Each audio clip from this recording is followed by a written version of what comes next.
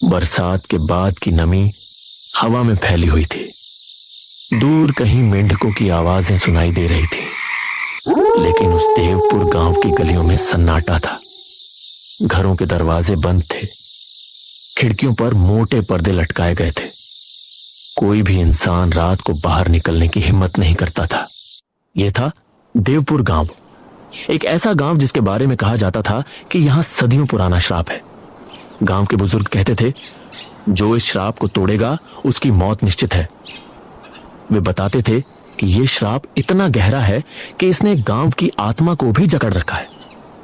कहानी शुरू होती है करीब 100 साल पहले। देवपुर गांव के बीचों बीच एक विशाल बरगद का पेड़ था। यह पेड़ गांव की पहचान था और एक अजीब सी ऊर्जा का केंद्र भी। उसी पेड़ के नीचे हर साल एक बलि दी जाती थी। गांव वाले मानते थे कि अगर यह बलि न दी जाए तो पूरा गांव बीमारियों और मौत से भर जाएगा। यह बलि गांव की सबसे पवित्र मानी जाने वाली देवी को प्रसन्न करने के लिए दी जाती थी, ताकि गांव में सुख समृद्धि बनी रहे। लेकिन एक दिन एक साहसी युवक जिसका नाम रमन था, उसने इस कुप्रथा का विरोध किया। रमन गांव का सबसे पढ़ा लिखा और जागरूक युवक था। उसने गांव के मुखिया और सभी बुजुर्गों को समझाने की कोशिश की। निर्दोष की बलि देना पाप है। यह हमारी संस्कृति नहीं हो सकती। यह देवी को प्रसन्न करने का तरीका नहीं है।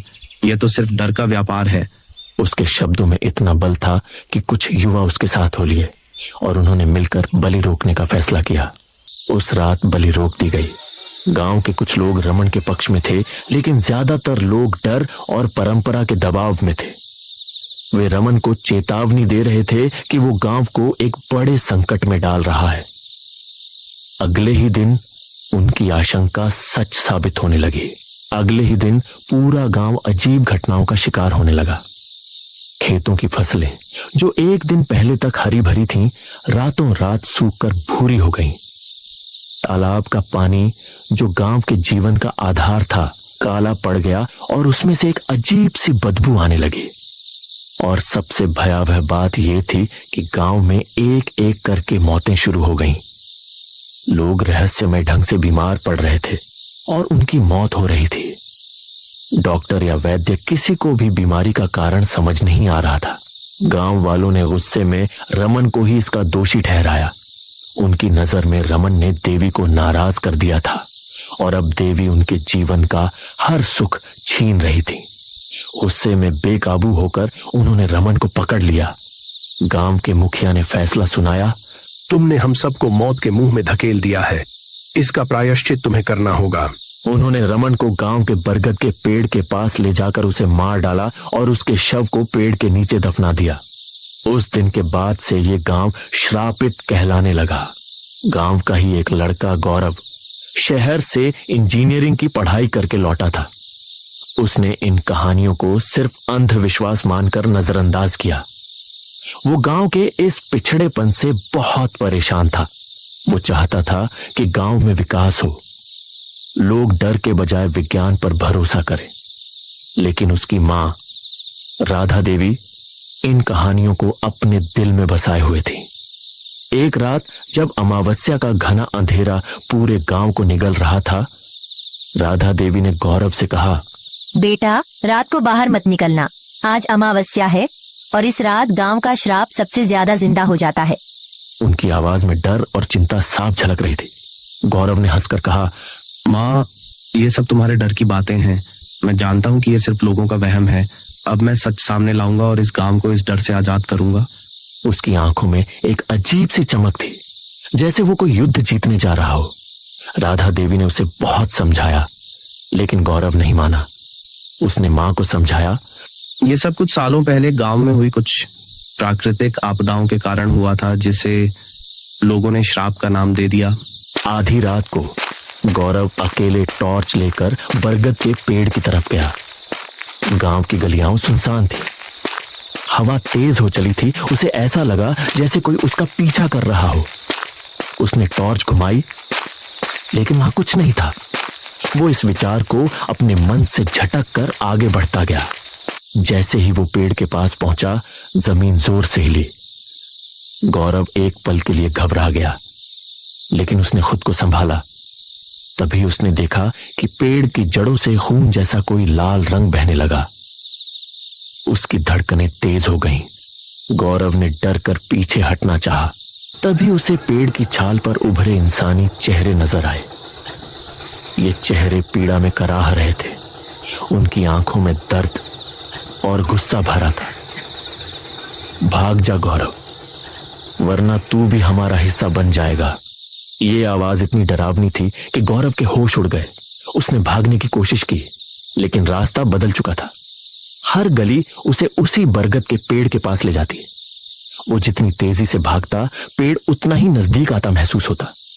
उसे लगा जैसे पूरा गांव एक भूल भुलैया बन गया हो, जिसका केंद्र वो बरगद का पेड़ था। अचानक पीछे से किसी औरत के हंसने की आवाज आई। वो हंसी इतनी तीखी और डरावनी थी कि गौरव का खून जम गया। उसने हिम्मत करके पलट कर देखा। एक औरत लाल चुनरी में उसके सामने खड़ी थी, लेकिन उसका चेहरा पूरी तरह काला था। उसकी आंखें जलती हुई अंगारों की तरह लाल थीं। तुम्हारे पुरखों ने हमें बांधा था, अब तू हमारी मुक्ति बनेगा। वो औरत धीरे धीरे गौरव की तरफ बढ़ने लगी। गौरव ने पीछे हटना चाहा, लेकिन उसके पैर जमीन से चिपक गए थे। वो औरत हंसती रही और उसका चेहरा भयानक रूप से विकृत होने लगा। सुबह गांव वालों ने देखा, गौरव उसी बरगद के नीचे पड़ा हुआ था। उसके शरीर पर कोई चोट नहीं थी, लेकिन उसकी रूह ने उसे हमेशा के लिए छोड़ दिया था। राधा देवी ने जब अपने बेटे को देखा तो वो फूट फूट कर रोने लगी। गांव के लोगों में डर और भी गहरा हो गया। किसी को समझ नहीं आया कि यह सब कैसे हुआ। उस दिन के बाद से गांव वालों ने फिर कभी उस पेड़ की तरफ रुख नहीं किया। लेकिन कहते हैं, अमावस्या की रात अगर कोई उस पेड़ के पास जाए तो वहां से गौरव की आवाज आती है। देवपुर का श्राप आज भी जिंदा है। गौरव की मौत ने गांव के लोगों को और भी ज्यादा डरा दिया। अब कोई भी उस बरगद के पेड़ के पास जाने की हिम्मत नहीं करता था। लेकिन कुछ लोगों ने यह भी देखा था कि गौरव की मौत के बाद गांव के तालाब का पानी फिर से साफ हो गया था और कुछ खेतों में फसलें फिर से उगने लगी थी। ऐसा लगता था कि श्राप ने अपना नया शिकार ढूंढ लिया था और कुछ समय के लिए शांत हो गया था। पर क्या यह शांति हमेशा रहेगी, ये कोई नहीं जानता था। गांव में हर साल कोई न कोई अमावस्या की रात को गायब हो जाता था और अगली सुबह उसकी लाश बरगद के पेड़ पर मिलती थी। ये श्राप सिर्फ रमन की मौत का नहीं था, बल्कि गांव के लोगों के डर और अंधविश्वास का भी था। वे डर के कारण एक ऐसे चक्र में फंस गए थे जिससे बाहर निकलने का कोई रास्ता नहीं था, और हर नया शिकार इसी चक्र को और मजबूत करता था। ये कहानी सिर्फ एक श्राप की नहीं थी, बल्कि हमें यह भी सिखाती है कि अगर लोग डर में जीते हैं तो उनका डर ही सबसे बड़ा दुश्मन बन जाता है। क्या कोई भविष्य में आकर इस श्राप को तोड़ पाएगा, या देवपुर गांव हमेशा के लिए अपनी इस डरावनी पहचान के साथ ही रहेगा?